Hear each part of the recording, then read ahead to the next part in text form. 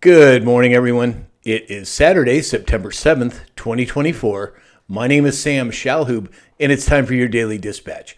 Before we get started on the news, I want to put a request out to this community. As you all know, I do live broadcasts from time to time. Well, I need help. I'm looking for someone who has experience with simulcasting live broadcasts onto multiple platforms.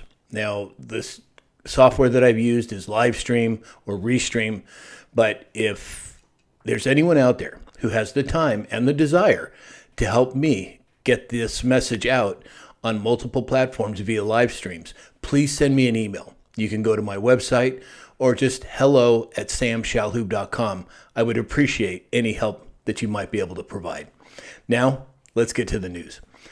So first up, the U.S. has detected increased Russian military activity around key undersea cables and believes Russia may now be more likely to carry out potential sabotage operations aimed at disabling a critical piece of world communications. Now, this was put out by CNN, of all people. Now, what do you think? Do you think this is more the Russia hoax? Sure looks like it to me. I'd love to hear your opinions on it as well. We've spoken a lot about Warren Buffett and his selling of Bank of America shares. Well, he's done it even more. Now he's nearing $7 billion that he's divested from his Bank of America shares. Why do you think he's doing that? Not very hard to figure out.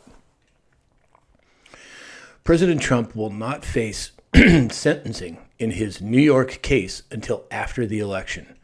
Judge Juan Merchan has rescheduled sentencing for November 26th. It was previously set for September 18th. People hearing footsteps?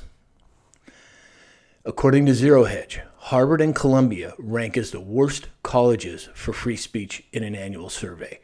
No big surprise there. Academia has been infiltrated decades ago, but I'm happy to say that there are many things moving in the right direction when it comes to the educational system.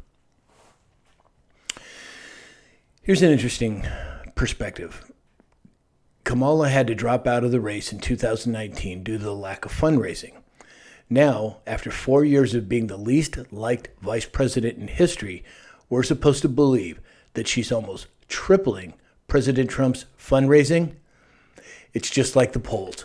They doctor the numbers. They try to make it seem one way. Well, the American people are just too smart for that. Governor Gavin Newsom. We talked about him shelving, or the California legislators shelving, the reparations bills. Well, sure enough, now he has vetoed a bill that would have allowed undocumented immigrants, illegal immigrants, to apply for first-time homebuyer assistance through the California Dream for All program. This is just more of the same pandering that the Democrats do here in California to try and get votes. Well, now Newsom has washed his hands of that particular legislature, and I, for one, am glad to see it.